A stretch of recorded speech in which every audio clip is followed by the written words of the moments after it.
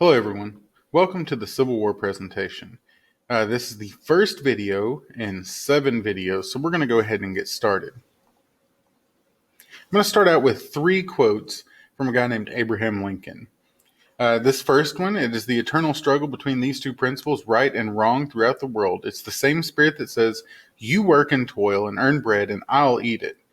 No matter in what shape it comes, whether from the mouth of a king who seeks to bestride the people of his own nation and live by the fruit of their labor, or from one race of men as an apology for enslaving another race, it's the same tyrannical principle. What he's saying there, he calls back to, hey, remember we fought this war against a king who was taking stuff from us? We were doing all the work and he was getting the benefit from it?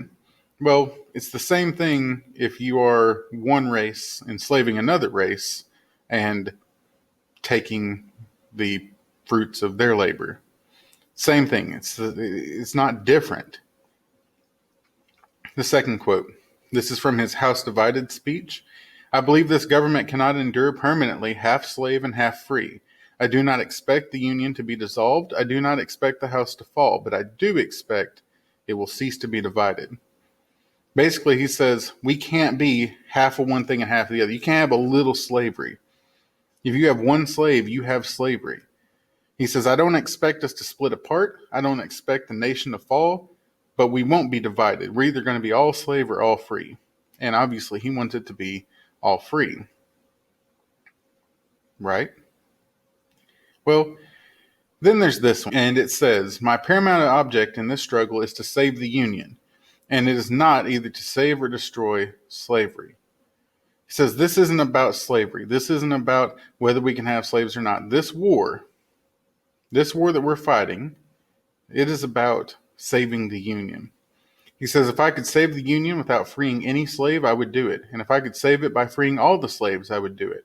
And if I could save it by freeing some and leaving others alone, I would also do that.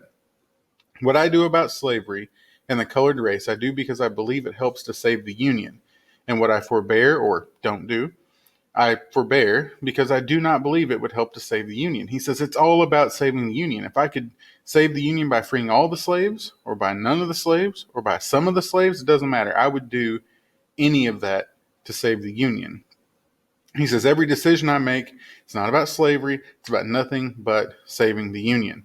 He says if I have to do less, I'll do less. If I have to do more, I'll do more. If what I'm doing is hurting, I'll stop doing that. I'm going to save the Union. Here we have the election of 1860. We have John C. Breckinridge there on the bottom right, the Southern Democratic Party. And the blue is Stephen Douglas from the Democratic Party. That's right, 2 Democrats run for president in 1860. Down at the bottom left, you have John Bell, the Constitutional Union Party. And at the top in red, we have Abraham Lincoln. And this looks kind of close between Lincoln and Breckinridge until you look at the numbers.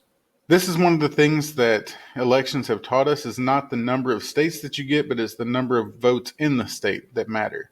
And if you look right up here at Ohio, Pennsylvania, and New York, these three states have 85 electoral votes. And if we look at Breckinridge, he gets 10, 21, 30, 40, 51, 61, 69, 72. 72 total. So these 3 states have more electoral votes than all of the ones that Breckinridge gets.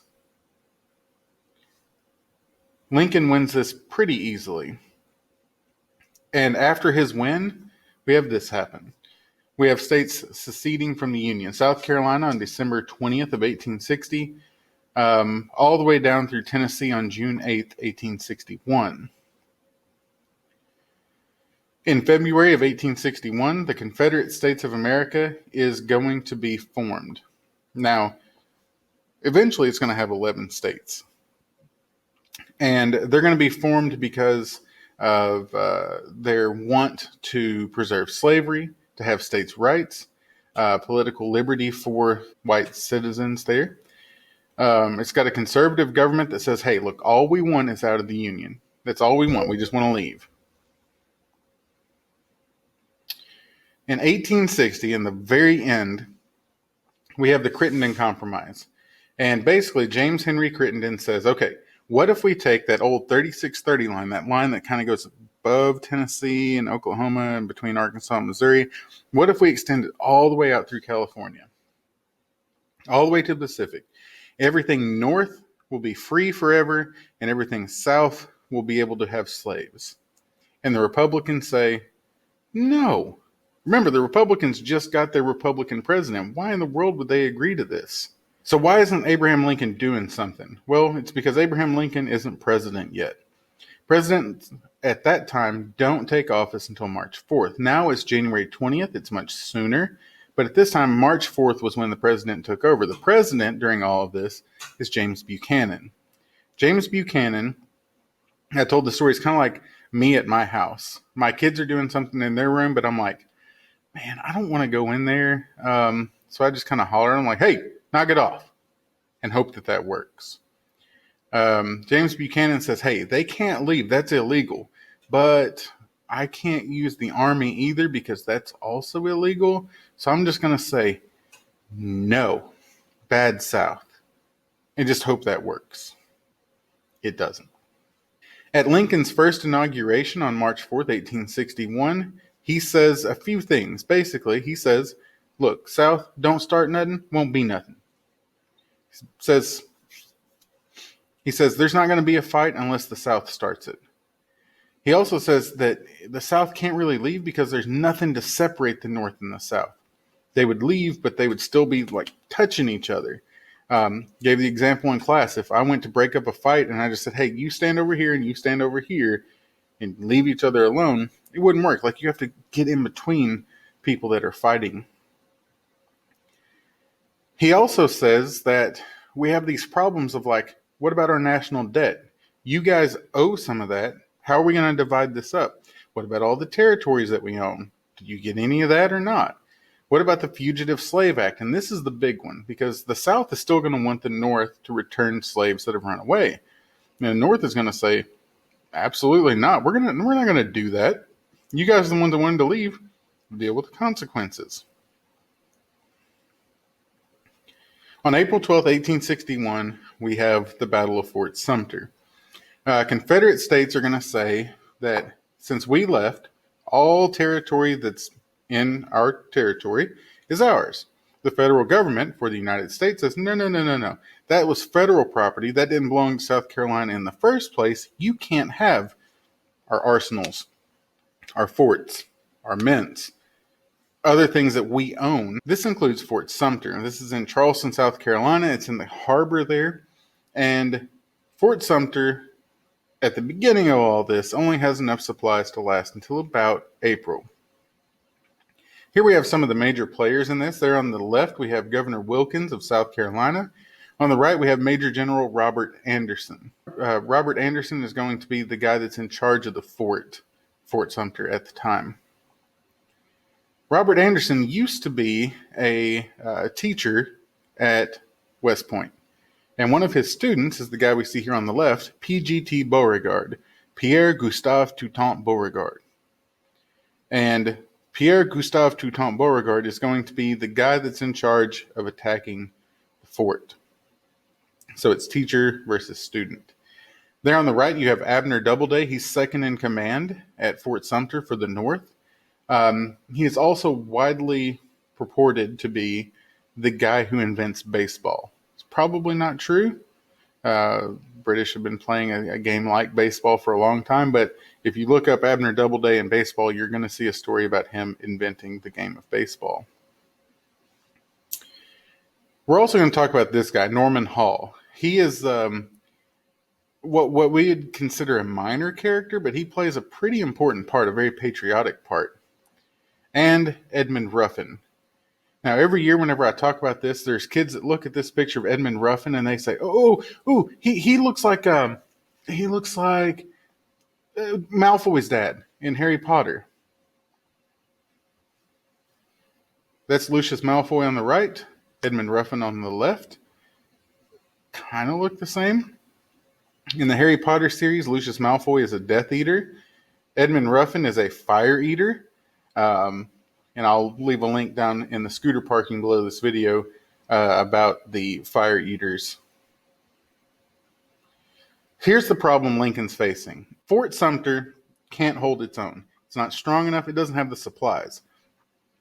But if Lincoln sends reinforcements in, the Confederates are going to immediately attack, because this is going to be something seen as they're trying to strengthen up so they can attack us. So we need to attack them first. So he tells South Carolina, hey, I'm sending stuff. I'm sending food. I'm sending rations. I'm sending clothes. I'm sending the stuff that they need. I'm not sending people. And the U.S. naval force heads toward Fort Sumter. But the Confederates say, no. That's not going to happen. And they open up fire. Edmund Ruffin, Lucius Malfoy, is given the honor of being the first person to shoot a cannon at Fort Sumter. Abner Doubleday, the second in command of the fort, is given the honor of being the first Union officer to shoot back. For 36 hours, there is fighting. Now, it's pretty much constant through the day. At night on the 12th, it's more sporadic, just kind of randomly shooting. But at one point, the flag gets knocked down, like the whole pole of the flag gets knocked down. And this guy, Norman Hall, runs over. He gets a couple of guys to help him push the flagpole back up and gets the flag back on top of the flagpole. In the process, he also loses permanently both eyebrows. He's going to go on and fight in other battles, including Gettysburg. After 36 hours, the Union troops surrender, and none of them have died.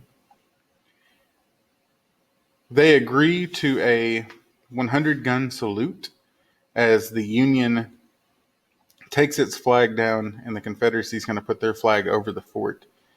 As they're going through this salute, one of the cannon misfire, and it kills one of the privates who is shooting off the cannons. He becomes the first casualty of the Civil War.